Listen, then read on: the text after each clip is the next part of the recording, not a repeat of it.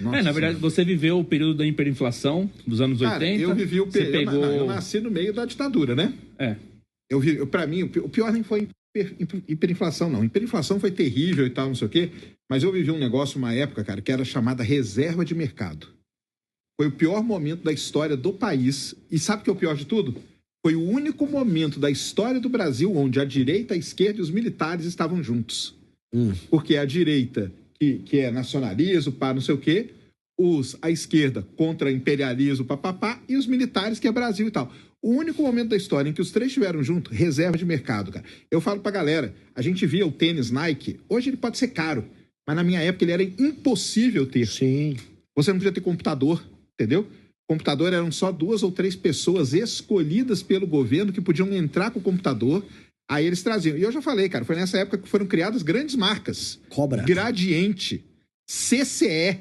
Meu amigo, cara, nossa, pelo amor de Deus, não é bom nem lembrar. Reserva de mercado, os analistas econômicos, eles falam que, no mínimo, a reserva de mercado atrasou o país uns 30 anos. No mínimo, uns 30 anos. Sempre isso vira lobby. Tanto que, perceba assim, a Fiesp, qual a função social da Fiesp? Num país que se desindustrializou. Eles ficaram trabalhando só com reserva de mercado. Mesmo a Anfávia, que trabalha com a parte de automóveis, todo o lobby que eles tiveram ao longo das últimas décadas foi em gerar reserva de mercado. E aí a indústria automobilística acabou. Exatamente. Olha como terminou. Então, o Marcos Lisboa, que era o grande advogado dessa questão da indústria nacional, das grandes montadoras e tudo mais, vamos proteger... Não, ele era o contrário. O mercado automotivo. Não, o Lisboa ele era o advogado contra essa tese.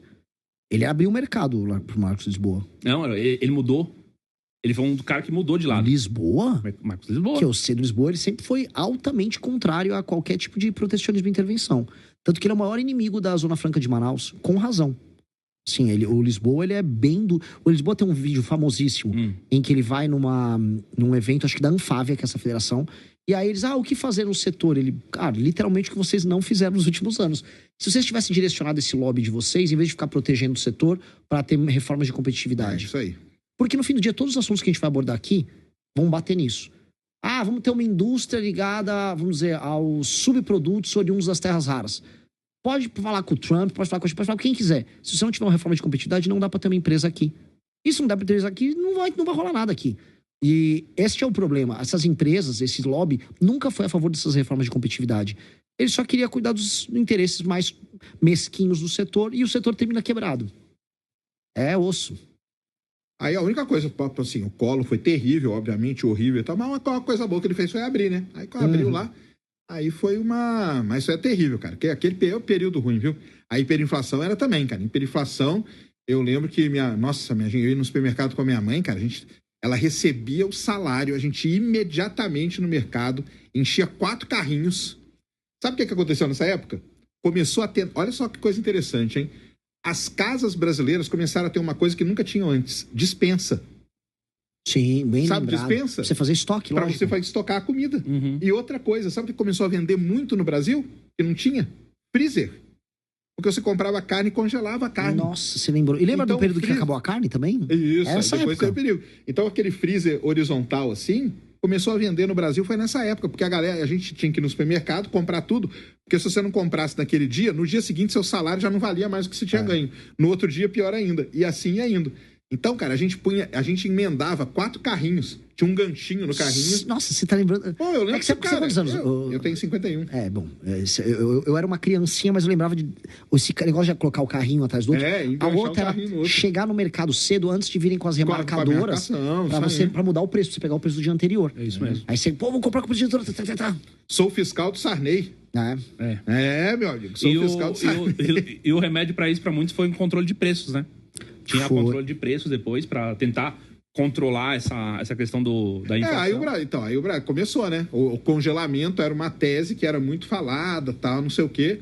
Até que os caras lá, 4 caras, né? Que agora não vou lembrar o nome deles, que eles se reuniram, os economistas lá, e montaram o que foi a base aí do tal do Plano Real, né? Depois de algum tempo e tal, porque viram que esse negócio de congelamento de preço não dava certo e tal.